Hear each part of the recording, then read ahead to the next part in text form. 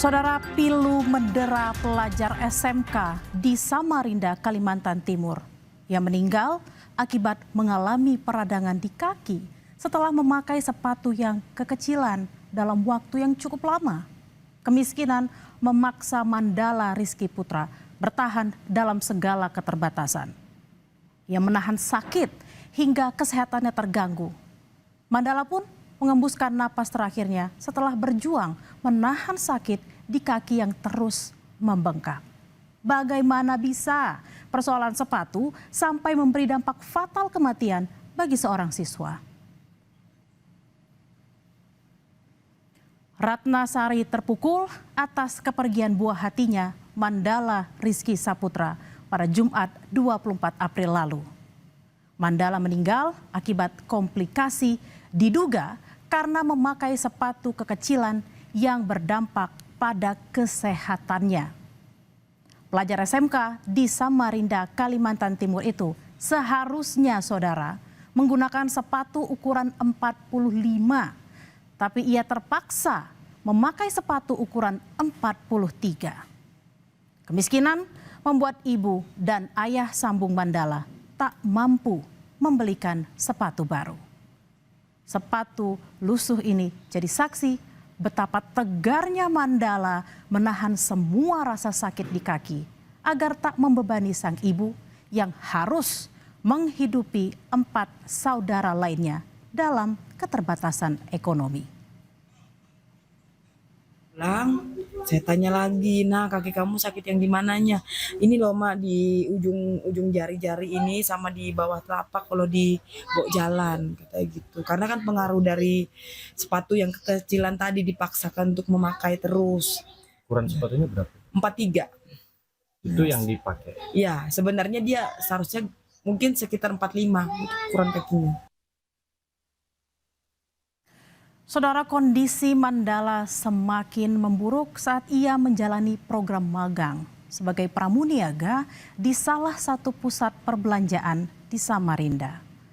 Pekerjaan tersebut menuntutnya berdiri sepanjang hari tanpa banyak kesempatan untuk beristirahat atau sekedar duduk. Infeksi pada kakinya yang lecet akibat gesekan sepatu menyebar membuat nafsu makan Mandala menurun drastis. Hingga tubuhnya menjadi sangat kurus. Sang ibu sempat membawa Mandala berobat, namun kondisi ekonomi yang mencekik membuat proses pengobatan tak maksimal. Kesehatan sang putra pun kritis hingga akhirnya meninggal dunia. Itu kan yang dia berasa sakit banget pas lagi magang. Sampai selesai magang itu selama 1 bulan lah. Tapi ya itu dia nggak pernah mau ngerepotin siapapun di sekolah. Karena saya bilang sama dia, kesusahan apapun itu nah jangan sampai Mandala lihatkan sama siapapun. Pada malam sebelum Mandala tiada, saudara, ia sempat mengutarakan keinginan yang sangat-sangat sederhana. Dia bilang, "Bu, bisa tidak belikan Mandala sepatu?" Lalu sang ibu menjawab, saudara, "Nanti dulu." Kemudian dengan lebih lirih Mandala balas menjawab, "Mandala lupa kalau Mandala anak yatim." Keinginan terakhir Mandala tak sempat diwujudkan oleh sang ibu. Bahkan saking terbatasnya kondisi ekonomi, saudara, proses pemulasaran hingga pemakaman Mandala dibantu oleh pihak sekolah. Peristiwa ini menjadi perhatian berbagai pihak, termasuk tim respon cepat perlindungan perempuan dan anak wilayah Kaltim yang menilai kasus Mandala mencerminkan masih adanya kerentanan sosial di masyarakat, khususnya terkait akses terhadap kebutuhan dasar dan layanan kesehatan. Ketua TRC PPA Kaltim Rina Zainun bilang kasus ini merupakan tamparan keras bagi dunia pendidikan.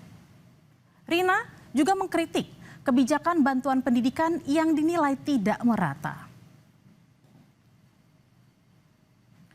Kami kutip, saudara, dari kompas.com. Ketua TRC PPA Kaltim Rina Zainun berkomentar, Untuk apa ada data penghasilan orang tua kalau tidak digunakan? Kematian Mandala mencederai dunia pendidikan. Ada anak meninggal karena tidak mampu membeli sepatu. Di sisi lain, saudara, pemerintah menganggarkan program sepatu sekolah rakyat bernilai fantastis. Cukup ironi, saat ada siswa yang diduga meninggal karena tak bisa beli sepatu, Kementerian Sosial tiba-tiba muncul dengan wacana pengadaan sepatu sekolah rakyat. Tak tanggung-tanggung, saudara, anggaran sepatu sekolah rakyat mencapai Rp700.000 per pasang. Saya ulangi, anggarannya mencapai Rp700.000 per pasang, yang rencananya akan diperuntukkan bagi 39.000 siswa.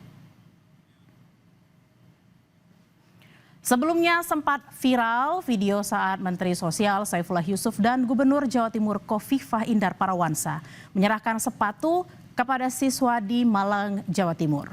Rekaman itu kemudian menjadi sorotan karena publik menyangka jenis sepatu yang dibagikan Khofifah dan Gus Ipul adalah sepatu sekolah rakyat yang dianggarkan senilai Rp700.000 per pasang.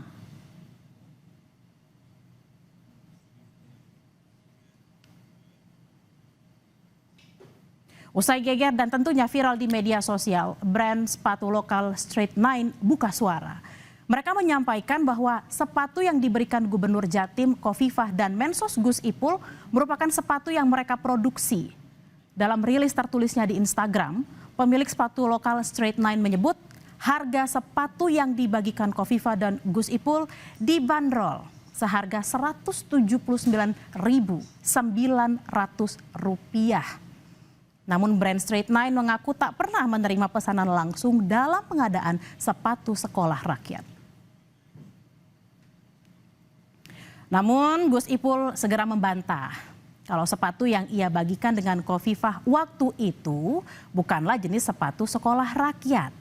Sepatu yang diserahkan Khofifah kepada siswa di Malang, Jawa Timur adalah sepatu khusus pemberian Pemprov Jatim, bukan pengadaan Kemensos.